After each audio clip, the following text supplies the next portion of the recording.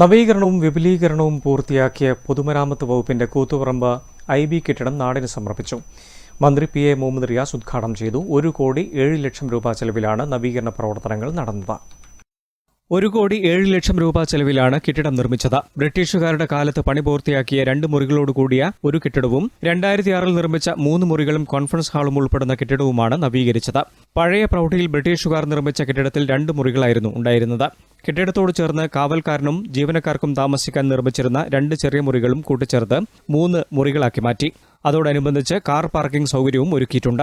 2006 സ്ഥാപിച്ച 3 മുറികളും കോൺഫറൻസ് ഹാളുമുള്ള കെട്ടിടത്തിന് മുകളിൽ 4 മുറികൾ കൂടി നിർമ്മിച്ചിട്ടുണ്ട്. ആകെ 10 മുറികളും ഒരു മീറ്റിംഗ് ഹാളുമാണ് നവീകരിച്ച കെട്ടിടത്തിലുള്ളത്. നവീകരിച്ച IB കെട്ടിടം മന്ത്രി PA മുഹമ്മദ് റിയാസ് ഉദ്ഘാടനം ചെയ്തു. പൊതുമരാമത്ത് വിശ്രമ കേന്ദ്രങ്ങൾ പീപ്പിൾസ് റെസ്റ്റ് ഹൌസാക്കി മാറ്റും. ചുരുങ്ങിയ ചെലവിൽ മികച്ച സൗകര്യങ്ങളുള്ള മുറികൾ ലഭ്യമാക്കുകയാണ് ഇതിലൂടെ ലക്ഷ്യമിടുന്നതെന്നും മന്ത്രി പറഞ്ഞു. ഒരാൾക്ക് അല്ലെങ്കിൽ ഒരു കുടുംബത്തിന് വ്യക്തിഗത ലാഭം 400 രൂപയ്ക്ക് ഒരു മുറിയാണ്. ഇതുപോലെ ഒരു റൂം പുറത്തെടുക്കണമെങ്കിൽ 1,500 2,000 രൂപയോ 1000-ലധികം രൂപയുടെ വ്യക്തിഗത ലാഭമാണ്.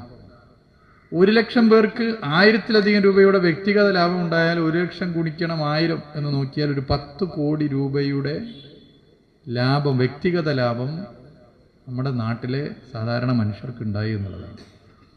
ഇതാണ് ഇതിൻ്റെ ജനകീയ സ്വഭാവത്തിന് ഏറ്റവും ഗുണമായി മാറിയിട്ടുള്ളത്. സാധാരണ മനുഷ്യർക്ക് നല്ല നിലയിൽ മുറി ലഭിക്കുന്ന സ്ഥിതി ഉണ്ടാകുന്നു. കൂത്തുപറമ്പ് MLA KP മോഹനൻ അധ്യക്ഷനായി. പൊതുമരാമത്ത് കെട്ടിട വിഭാഗം ഉത്തരമേഖലാ സൂപ്രണ്ടിംഗ് എഞ്ചിനീയർ CK ഹരീഷ്, നഗരസഭാ chairperson V Sujatha, block panchayat president R Sheela, നഗരസഭാ vice chairman V Ramakrishnan, K Dhananjayan, CG Thankachan തുടങ്ങിയവർ സംസാരിച്ചു. News bureau, Koothuparamba.